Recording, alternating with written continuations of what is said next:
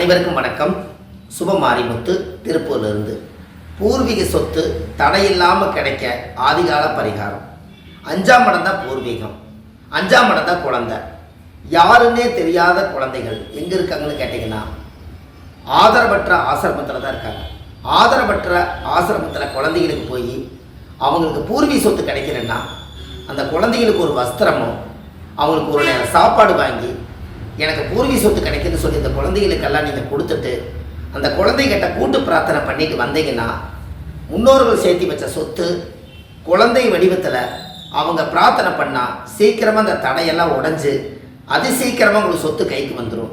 அதுக்கப்புறம் அந்த இடத்த வாங்கி நீங்கள் குலதெய்வத்துக்கு ஒரு பங்கு எடுத்து சாமி கும்பிட்டுட்டு நீங்கள் இடம் தட வீடு வாசல் சொத்து சுகமெல்லாம் வாங்கி சந்தோஷமாக வாழ்ந்து குலதெய்வத்தினுடைய அனுகிரகத்தால் நீங்கள் நல்லா இருப்பீங்க. ஆதரவற்ற ஆசிரமத்துக்கு போயிட்டு வாங்க. நன்றி, வணக்கம்.